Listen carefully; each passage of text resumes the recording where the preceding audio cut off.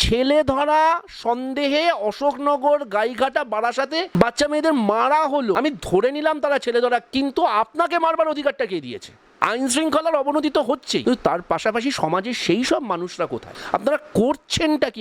আমরা তো সব সহনাগরিক, এটাকে প্রশ্রয় দেবেন না। এটা আগুন নিয়ে খেলা হচ্ছে। তোমরা যারা এখন সাংবাদিকতা করছো বাংলায়, তারা কিন্তু এরকম ফিল্ড কেস স্টাডি কিন্তু অন্য কোথাও পাবে না। মানে বাংলায় যদি এই মুহূর্তে যারা রাজনৈতিক বিট কভার করে, তাদের মতো প্র্যাকটিক্যাল নলেজ ভারতবর্ষের কোথাও নেই।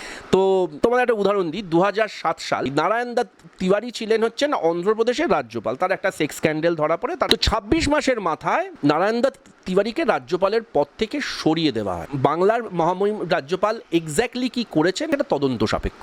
মমতা বন্দ্যোপাধ্যায় কি জানতেন না যে উনি যদি এই মন্তব্যটা করেন যে এখন এমন অবস্থা যে রাজভবনে আমার একা যেতে ভয় লাগছে মহিলা হিসেবে, এটা অত্যন্ত অবমাননাকর একটা বক্তব্য।